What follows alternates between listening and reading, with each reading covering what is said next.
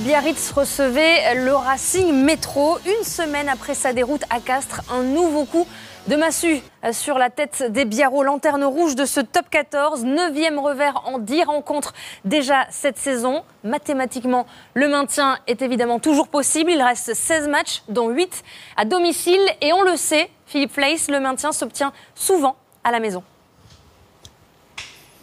Et oui, le problème pour les Biarros, c'est que cette pelouse d'Aguilera est inviolée souvent depuis le début de la saison. Alors quand on est au pied du mur comme ça, on joue son va-tout, on joue le tout pour le tout. Alors on essaye, on tente quelque chose. Et ce soir, les Biarros et notamment Didier Faugeron ont tenté un coup avec la titularisation de Dimitri Yachvili au poste de demi d'ouverture sous des trombes d'eau qui se sont abattues durant toute la soirée sur la pelouse d'Aguilera. Même Jonathan Sexton n'avait jamais vu ça ici. Lui, l'Irlandais qui était sur le banc du Racing Métro. Alors forcément, dans ces conditions, c'est très difficile d'avoir des intentions de jeu, d'envoyer du jeu dès les premières minutes. Beaucoup de cafouillage. Et là, sur ce ballon haut des joueurs de Biarritz, position de hors-jeu et pénalité en faveur du Racing Métro. On joue depuis 6 minutes et Benjamin Dambiel, avec le vent dans le dos, permet au Racing Métro d'ouvrir le score et de mener 3-0. Le Racing qui a l'intention de venir faire un coup ici où de nombreuses équipes candidates à la qualification se sont déjà imposées. Les Racingmen qui prennent les choses en main avec notamment des ballons portés. Les Biarros se mettent à la faute de l'indiscipline de la part des Basques. Et une deuxième tentative après 24 minutes. Benjamin Dambiel, quasiment 35 mètres, légèrement à droite, passe la deuxième pénalité de la soirée.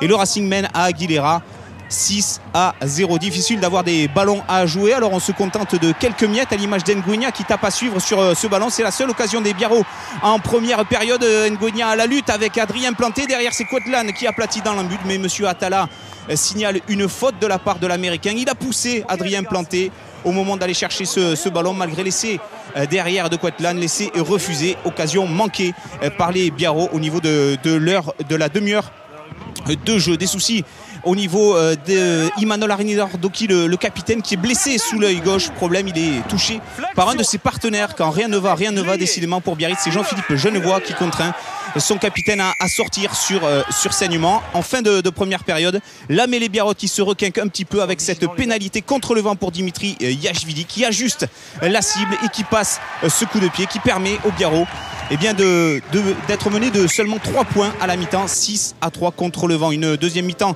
que ne démarrera pas Imanol Arinardoki, touché sous l'œil gauche. Il est resté à l'infirmerie. Il reviendra un peu plus tard pour revoir la fin de match sur le banc de son équipe. Décidément des conditions difficiles avec ici Damien Trey qui commet un en avant. Impossible d'aligner 2 temps de jeu dans ce match. Et comme souvent, c'est donc la conquête, la touche et la mêlée qui vont être prédominantes. Ici, c'est la mêlée Biarros qui encore fournit son effort et qui permet de donner l'opportunité à Serge Blanco et à ses hommes d'égaliser. On joue depuis 58 minutes. Il ne reste pas beaucoup d'ongles sur les mains de Serge Blanco qui ici attaque la deuxième main. 6 partout à la 58e minute entre les deux équipes. Biarritz est en train de faire son retard, est en train de s'installer dans cette moitié de terrain et tente encore une fois de faire la différence. Le drop est manqué de la part de Dimitri Yachvili, mais les intentions sont là pour les Biarros de Didier Faugeron. 1 et 2. Encore. Il faut insister et la mêlée Biarros est plutôt conquérante dans cette deuxième période avec le vent dans le dos. Les Biarros qui sont en train d'occuper le camp du Racing Métro. Il reste 8 minutes à jouer. À nouveau, la mêlée qui prend l'ascendant sur celle du Racing Métro.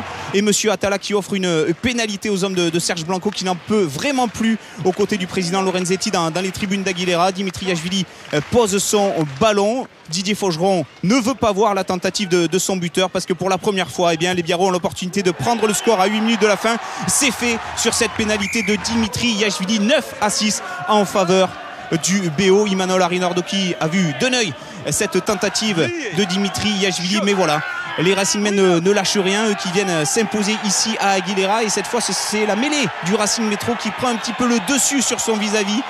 On est à 2 minutes de la fin. Pénalité offerte par monsieur Atala pour la mêlée du Racing Métro. C'est dur pour les hommes de Didier Faugeron qui est dépité. La tentative de Benjamin Dambiel contre le vent, c'est court, ça passe en dessous. Le sursaut, le répit pour Serge Blanco, mais voilà, les Racingmen reviennent jouer sur la ligne des 22 mètres du Biarritz Olympique. Et encore une fois, c'est la mêlée qui prend l'ascendant. Mais ce ballon va être joué. L'avantage en cours en faveur des Racing avec Descombes qui va alerter sa ligne de 3/4. Le ballon pour Wisniewski. La passe au pied pour Wisniewski. C'est une occasion d'essai pour les Racing qui peuvent peut-être s'imposer sur cette action. Les dégagements en catastrophe de Damien Traille. Mais voilà, on revient à la pénalité. Serge Blanco a quitté sa tribune présidentielle. Il a du mal à retenir ses émotions, à retenir son souffle. La tentative de Dambiel, 30 mètres à droite, le ballon qui s'élève et qui passe encore une fois sous les poteaux.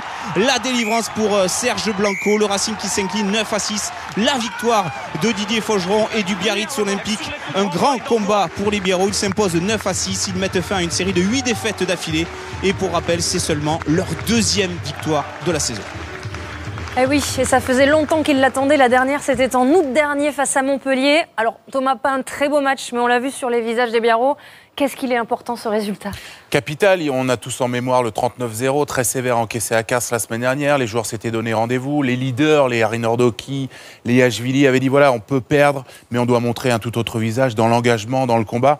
Dieu sait que les conditions étaient propices pour du combat et Biarritz en a donné beaucoup. Biarritz s'est recentré sur sa mêlée, on l'a vu, et évidemment sur l'impact de ses leaders. On a vu un Emmanuel Nerdoki qui a été omniprésent, du moins sur le temps qu'il a passé sur le terrain. On a vu un Yashvili aussi dans un rôle inhabituel de demi d'ouverture qui a été hyper précis au pied et qui a soulagé son équipe. Donc c'est une victoire qui va sans doute exalter un petit peu plus les Biarros et sans doute leur redonner du moral. Le calendrier, il est important.